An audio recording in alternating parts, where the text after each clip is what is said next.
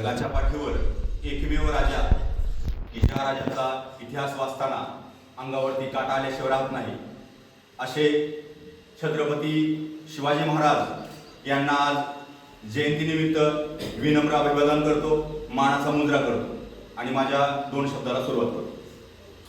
या ठिकाणी सर्वांनीच शिवाजी महाराज यांच्याबद्दल तुम्हाला सांगितलेलं आहे, परंतु माझा जो मेंदू आहे थोडासा आउट ऑफ द बॉक्स विचार करतो। मला माहिती नाही की तो माझ्या स्वभावाचा दोष आहे का गुण आहे। आवाज येतोय ना? आवाज मोठाच आहे माझा, तरी पण माईक मध्ये बोलतो।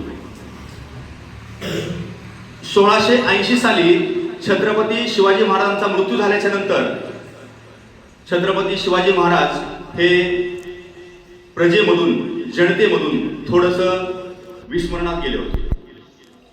त्यानंतर महात्मा ज्योतिराव फुले यांनी 1870 साली रायगडावर जी छत्रपती शिवाजी महाराजांची समाधी होती ती सर्वप्रथम शोधून काढली। त्या समाधीच्या भोवती अनेक झाडं आलेली होती। ती समाधी सगळी स्वच्छ केली आणि जगातली पहिली शिवजयंती महात्मा ज्योतिबा फुले यांनी 19 फेब्रुवारी 1870 साली रायगडावर साजरी केली आणि तेव्हापासून या शिवाजी महाराजांची जयंती आपण धुमधडाक्यात दरवर्षी सर्व देशामध्ये, इव्हन देशाच्या बाहेर सुद्धा ही साजरी केली जाते। शिवाजी महाराजांचा जन्म सगळ्यांना माहिती आहे, भाषणामधून पण आपण ऐकला।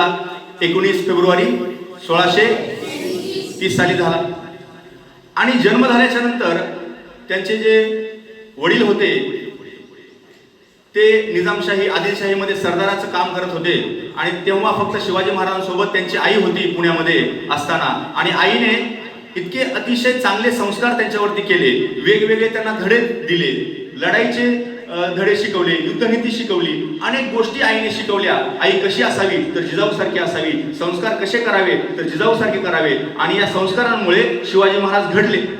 घडल्याच्या नंतर त्यांचे जे मित्र होते, शिवाजी महाराज होते, ते बघायचे की त्या काळामध्ये मुघल जे आहेत ते यायचे, शेतकऱ्यांना लुटायचे, त्यांचे जे पिकं आहेत त्यांची नासधूस करायचे, त्या पिकांमधून घोडदळ, हत्तीदळ, पायदळ सगळं घुसवायचे आणि त्या प्रजेच्या आया बहिणींचे आबरू लुटायचे। हे सगळं चित्र शिवाजी महाराजांनी बघितलं आणि त्यांच्या मनामध्ये अतिशय दुःख निर्माण झालं की असं का आहे, हे चित्र बदललं पाहिजे। आणि त्यांनी आईला सांगितलं की आई हे असं का आहे, तर आईने त्यांना सांगितलं की ते राजे आहेत आणि त्यामुळं ते काय करतायत, अन्याय करतायत। मग त्या क्षणी शिवाजी महाराजांनी एक स्वप्न बघितलं की आपलं सुद्धा स्वराज्य असलं पाहिजे। काय असलं पाहिजे? आपलं सुद्धा राज्य असलं पाहिजे, आपलं स्वराज्य असलं पाहिजे, पण ते राज्य राजाचं नाही, ते रयतेचं राज्य असलं पाहिजे। आणि त्यामुळे आपल्या सवंगड्यांना सोबत घेऊन त्यांनी तोरणा किल्ला अटॅक केला आणि तो जिंकून घेतला। स्वराज्याचा पहिला किल्ला कोणता? तोरणा किल्ला। आणि तोरणा किल्ला जिंकल्याच्या नंतर तिथून सुरुवात झाली। सुरुवात झाल्याच्या नंतर आता सगळ्यात महत्त्वाचा प्रश्न असा आहे की शिवाजी महाराजांसाठी लोक मरायला तयार होती। आज जर मी म्हटलं विठ्ठल माझ्यासाठी मर, कोणी मरेल का? किंवा कोणी कोणासाठी मरेल का आज? पण तुम्ही विचार करा, आणि विचार करण्यासारखी बाब आहे की शिवाजी महाराजांसाठी लोक जीव द्यायला तयार होते। म्हणजे असं काय करत होते शिवाजी महाराज? शिवाजी महाराज काय करायचे? शिवाजी महाराजांनी, निंबाळकर सरांनी सांगितलं, ओहळ सरांनी पण सांगितलं की ते दुसऱ्याच्या आईला आई समजायचे, बहिणीला बहीण समजायचे। कल्याणच्या सुभेदारचा किस्सा तुम्हाला माहिती ना? त्या सुनेला काकणचोळी केली आणि परत पाठवलं। मग प्रजेच्या मनामध्ये एक स्युरिटी आली, गॅरंटी आली की हा असा राजा आहे की ज्यामुळं आपल्या आया बहिणीची आबरू काय होणार आहे, सुरक्षित राहणार आहे। आणि त्यामुळं लोक महाराजांशी कनेक्ट झाले। त्यानंतर दुसरं काय होतं तर महाराजांनी सांगितलं की शेतकऱ्याच्या मिरचीच्या देठाला पण कुणी हात लावायचा नाही, हात जर लावला तर हात कलम करून टाकून तोडून टाकेल। आणि त्यामुळे शेतकरी खुश झाले की आता आपल्या पिकाला कोणीही हात लावणार नाही। त्यानंतर जे सैनिक महाराजांनी घेतले होते त्या सैनिकांचं जर त्या ठिकाणी वीरमरण आलं तर त्यांच्या कुटुंबाची सगळी जबाबदारी शिवाजी महाराज घेत होते। त्यामुळे त्यांच्या मनामध्ये एक भावना निर्माण झाली की आपण मेलो तरी आपल्या कुटुंबाचं आता काही पाठीमागं काही वाटोळ होणार नाही आणि त्यांची काळजी घेणारा राजा आहे, म्हणून लोक शिवाजी महाराजांशी कनेक्ट झाले। त्यानंतर शिवाजी महाराजांनी कुठल्याही जातीचा द्वेष केला नाही, कुठल्याही धर्माचा द्वेष केला नाही आणि त्यांनी सर्व जातीच्या लोकांना कामं दिली, समजा रामोशी समाजातली लोक आहेत तर ते बहिर्जी नाईक होते है ना, त्यांच्या गुप्तहेर खात्याचे प्रमुख. म्हणजे प्रत्येक महार, मांग, घोर, चांभार, धनगर, वंजारी, माळी, साळी, कोळी सगळ्या जाती धर्माचे, मुसलमान सगळ्या जाती धर्माचे लोक शिवाजी महाराजांनी आपल्या सोबत घेतले होते. आणि त्यामुळे महाराजांनी कधी जाती द्वेष, धर्मद्वेष केला नाही. इव्हन स्वतःचे अंगरक्षक शिवाजी महाराजांचे मुसलमान समाजाचे होते. तोफखान्याचा प्रमुख इब्राहिम लोधी तो मुसलमान होता. त्यामुळे आज जे आपल्या समोर जे चित्र दाखवलं जातं की शिवाजी महाराज हे फक्त हिंदूंचं रक्षण करायचे, तर ते चुकीचं आहे. शिवाजी महाराज हे सर्व जाती, सर्व धर्मांचे रक्षण करते होते. त्यांनी कधीही भेद केला नाही. आणि अशा सर्व गोष्टीमुळं लोक शिवाजी महाराजांच्या मनाविषयी लोकांच्या मनामध्ये अशी भावना झाली की हा एकमेव राजा आहे की ज्याच्यामुळे आपली आई बहीण सुरक्षित आहे, हा एकमेव राजा आहे की ज्याच्यामुळे आपलं पीक पाणी सुरक्षित आहे, हा एकमेव राजा आहे, आपण मेलो तरी आपल्या माघारी आपल्या कुटुंबाचं कल्याण करणारा राजा आहे. आणि त्यामुळे लोक शिवाजी महाराजांसाठी मरायला तयार होते. आणि अशा स्वरूपाचं महाराजांचं कार्य असताना हे काम तोरणा किल्ला जिंकला. पुढं तुम्हाला माहितीच आहे काय झालं. पुरंदरचा तह झाला, मिर्झा जयसिंग आहे का नाही. आणि त्यांनी काय केलं, 23 किल्ले जवळपास 23 किल्ले देऊन टाकले मुघलांना. आणि सांगितलं की औरंगजेबाला भेटायला जायचं. आणि दिल्लीला गेल्या औरंगजेबाला भेटायला, पण शिवाजी महाराजांना सगळ्यात मागच्या रांगेत उभं केलं. आणि तो अपमान त्यांना सहन झाला नाही म्हणून तुझे सभेतून निघून गेले. आणि त्यामुळे औरंगजेबाने काय केलं, शिवाजी महाराजांना कैदेत टाकलं. आणि तिथून सुटका कशी करून घेतली हा पण इतिहास तुम्हाला माहिती आहे ना. म्हणजे शिवाजी महाराजांचा इतिहासच इतका रोमांचक आहे, या अंगावर खरंच काटा येतो. आणि शिवाजी महाराजांनी परत माघारी आले. आणि माघारी आल्याच्या नंतर परत सगळे किल्ले अजून जे दिले होते ते रिटर्न घेतले, लढाया करून रिटर्न घेतले. आणि सगळ्यात महत्वाचं काय, गनिमी कावा. आता सर्वांनी सांगितलं की गनिमी कावा अतिशय महत्वाचं. पूर्ण मला वाटतं ते अमेरिकेच्या सुद्धा अभ्यासक्रमामध्ये गनिमी कावा आहे, इंग्लंडच्या अभ्यासक्रमामध्ये गोरिला वार ज्याला म्हणतो आपण, तो गनिमी कावा घेण्यात आलेला आहे. तर त्याचं एक उदाहरण सांगतो. समजा शिवाजी महाराजांना एखादा किल्ला घ्यायचा आहे, तर कसा घ्यायचा. एखाद्या किल्ल्यावर समजा एक 20,000 सैनिक आहे, कुणाचे, परकीय शत्रूचे. मग हे काय करायचे, आपले 5,000 सैनिक त्या किल्ल्याकडे दिशेने पाठवायचे. आणि लांबून लोक बघायचे वरून की बाबा आता सैनिक आपल्यावर अटॅक करायला शिवाजी महाराजांचे येणार आहेत. मग हे काय करायचे, 20,000 सैनिक त्यांच्या मागे लागायचे, अटॅक करण्यासाठी त्यांच्या समोर जायचे. मग हे समोर दिसले मुघल सैनिक की शिवाजी महाराजांचे सैनिक माघारी पळायचे, पुढं रिटर्न म्हणजे परत यायचे. आणि पुढं कोण पळायला लागले, शिवाजी महाराज सैनिक. आणि त्याच्या मागे कोण आहे, मुघल सैनिक. पार 5, 10, 20, 25 किलोमीटर ते पुढं जायचे. आणि सैनिक मुघलांचे मागं परत थकून मग हे मुघलांचे सैनिक म्हणायचे, पळून का चालले, आमना सामना का करत नाही. मग परत ते मुघलांचे सैनिक परत किल्ल्यावर यायचे. परत ते आपल्या माघारी गेलेले सैनिक रिटर्न यायचे किल्ल्याकडे. अजून परत त्यांना दिसले की आणखीन हे किल्ल्यावरून मुघलांचे सैनिक त्यांच्या मागे, ते मुघलांचे सैनिक दिसले की हे रिटर्न लगेच परत पळायचे. आणि परत त्यांच्या मागे मुघलात सैनिक, शिवाजी महाराज सैनिक पुढं, त्यांच्या मागे मुघलात सैनिक. असं 2-4 वेळा झालं. थकली मुघलात सैनिक. म्हणले यार काय ह्याचं प्रकरण काय, म्हणले नेमकं आपण ह्यांच्या समोर गेलं की पळून जातात, म्हणून सामना का करत नाही. असं 4-5 वेळा थकवलं की मग आता काय करायचे, आपले शिवाजी महाराजचे सैनिक किल्ल्याकडे पुन्हा पाठवायचे. पुन्हा हे मुघलात सैनिक यांच्या मागं आणि एकदम लांब न्यायचे. आणि तोपर्यंत शिवाजी महाराज काय करायचे, पाठीमागून 20,000 सैनिक त्या किल्ल्यात घुसवायचे. किल्ल्यावर सैनिकच नाही ना, सैनिक कुठे आहेत त्यांचे,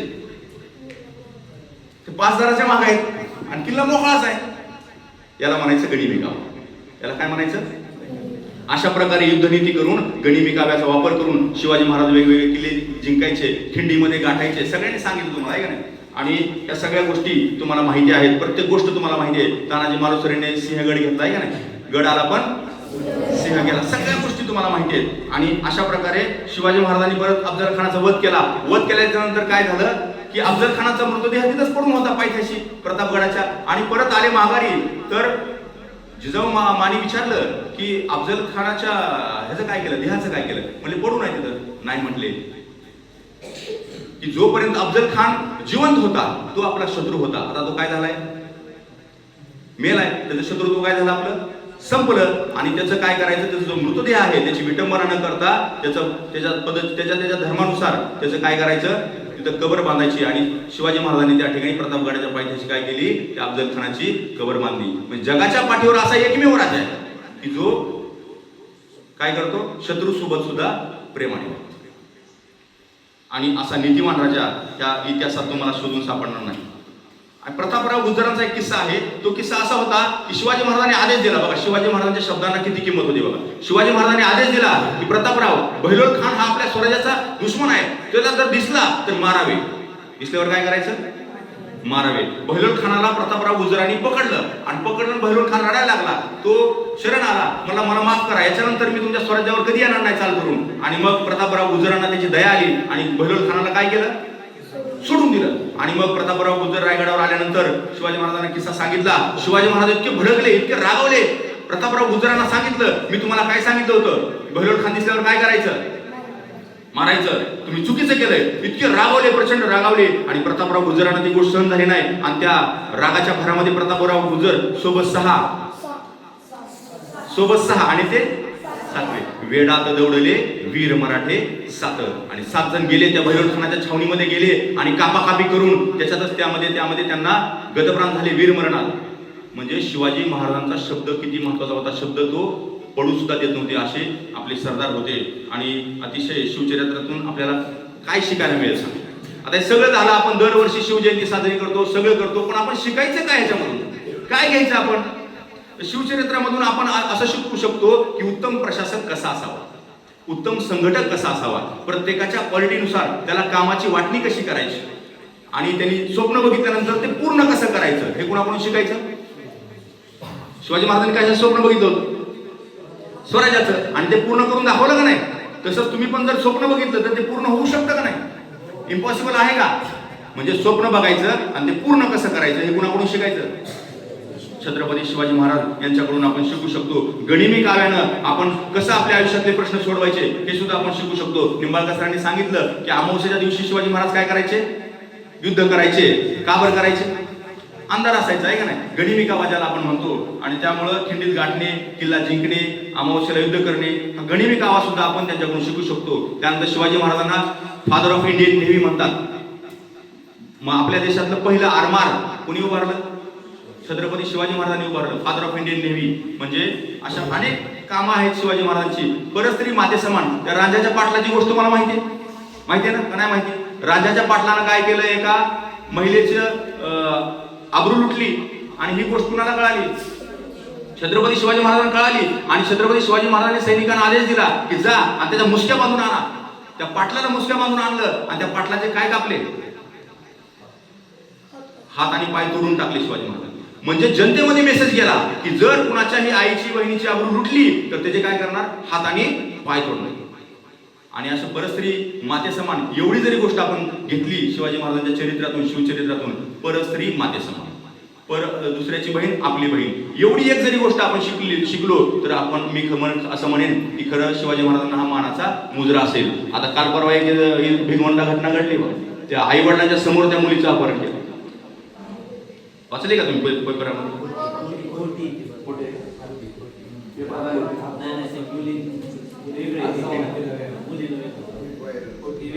बरं, ते अफवा होती, पण असे अनेक किस्से घडतात की जिथं किडनॅपिंग वगैरे करतात मुलीचं. तर शिवाजी महाराज असते तर काय केलं असतं, हातपाय तोडले असते का नाही. मग शिवचरित्रातून आपण या गोष्टी शिकल्या पाहिजेत, परस्त्री माते समान. आणि जाता जाता एवढंच मला सांगायचंय की शिवाजी महाराजांचा आपण आरसा इथं लावला आहे का नाही, त्यांचा आरसा जपण्यापेक्षा त्यांचा वारसा आपण जपला पाहिजे. एवढं बोलून मी माझं 2 शब्द थांबवतो. धन्यवाद.